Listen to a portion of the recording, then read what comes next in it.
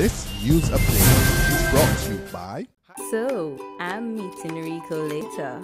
Gotta check in with the girls, but first, let me check my usage on the MyLime app.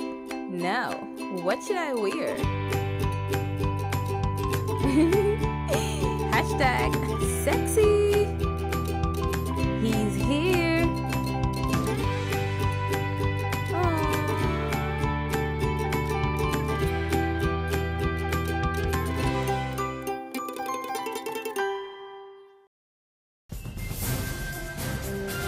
Welcome to the Barbados Today afternoon update for Tuesday, April 14th. I'm Fernella Wedderburn. Thanks for joining us. Our top story. The head of the Association of Caribbean Security Professionals is recommending the use of body cameras for Barbados Police, Customs and Immigration. We get the details in this report from our Emmanuel Joseph.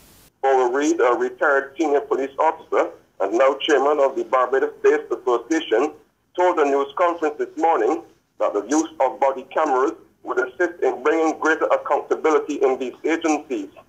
Reed, whose association is now celebrating 1 year in existence, however, does not recommend body cameras for private security officers at this time.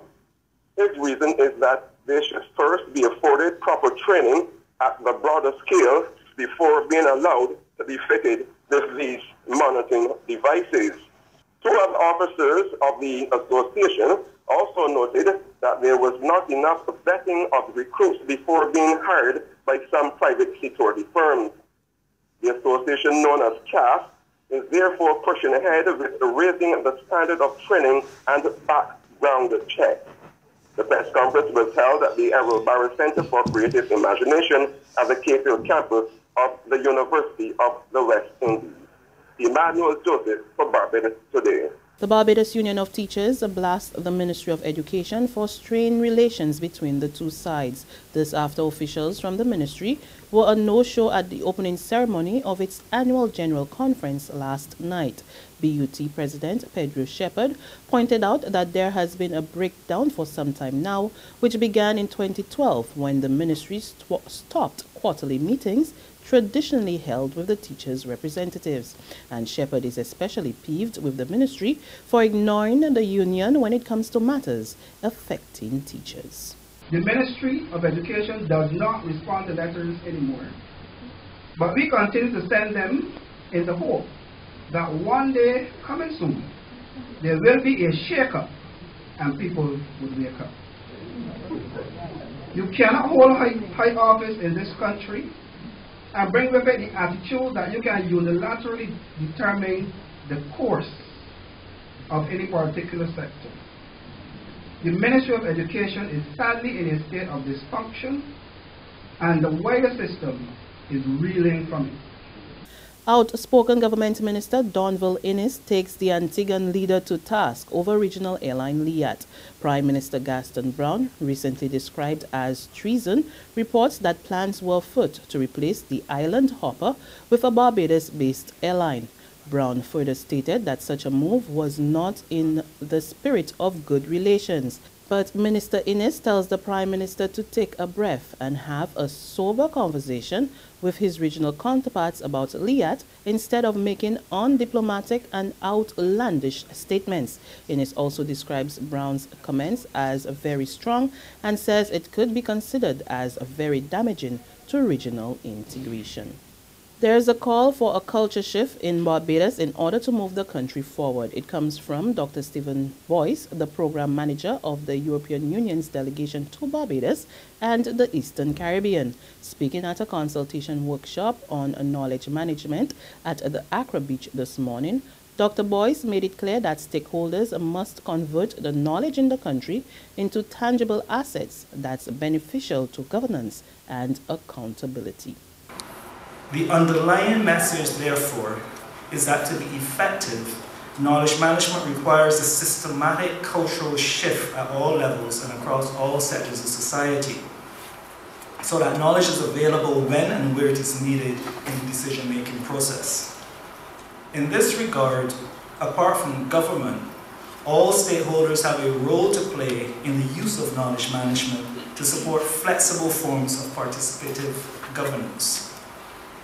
The private sector will be tasked with improved capturing of consumer spending patterns, feedback, and being able to convert customer demand into the development of innovative products, enhance customer service and experiences.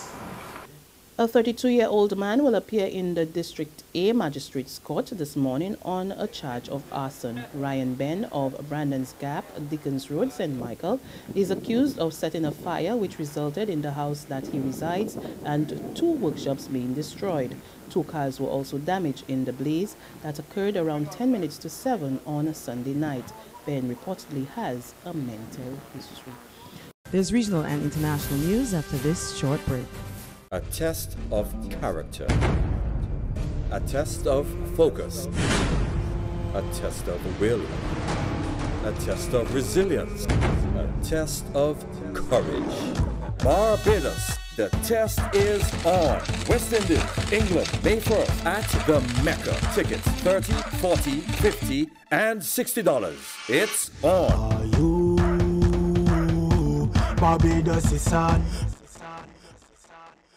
Secure your future, be financially strong. Since 1983, we have been there for you.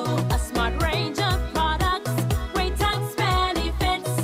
We're the solution to your hopes and your dreams. The Barbados Workers Union Cooperative Credit Union. The Barbados Workers Union Cooperative Credit Union. Humble beginnings to smart loans, smart savings.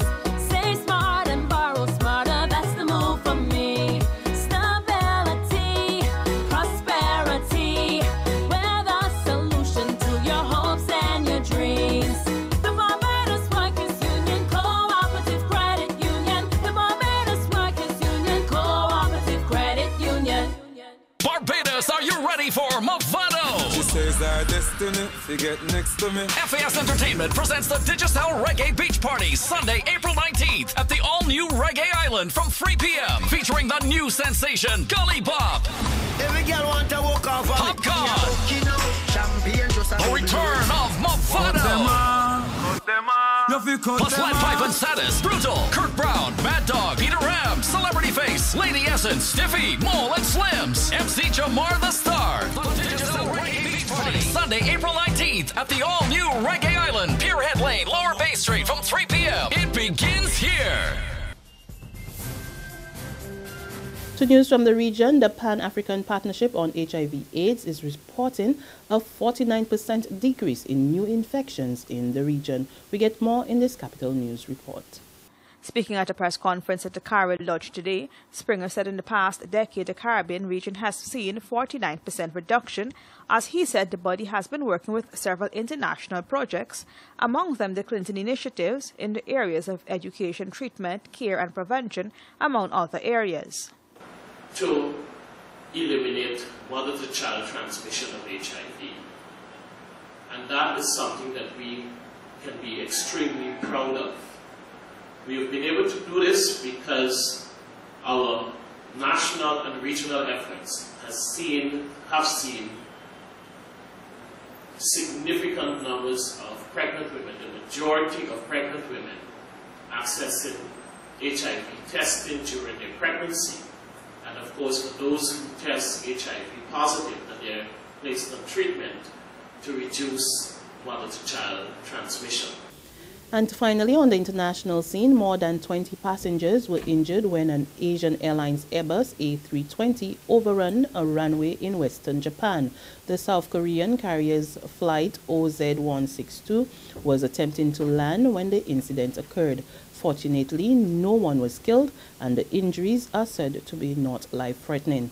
All of the passengers and the 8 crew members on board escaped from the plane's emergency exits, according to reports. And with that, we come to the end of our Barbados Today afternoon updates, but we will be back again this evening. Until then, remember to log on to www.barbadostoday.bb, subscribe to our e-paper, email updates, or like us on Facebook. You can also catch us on Izumi Media in bus terminals or screenplay at supermarkets and gas stations near you. Also tune in to Channel 101 Online TV, as well as Mix 96.9 FM to get all the latest news and sports. I'm Fenella Wedderburn. See you later. This news update is brought to you by... So, I'm meeting Rico later. Gotta check in with the girls, but first, let me check my usage on the MyLime app. Now, what should I wear? Hashtag sexy. He's here.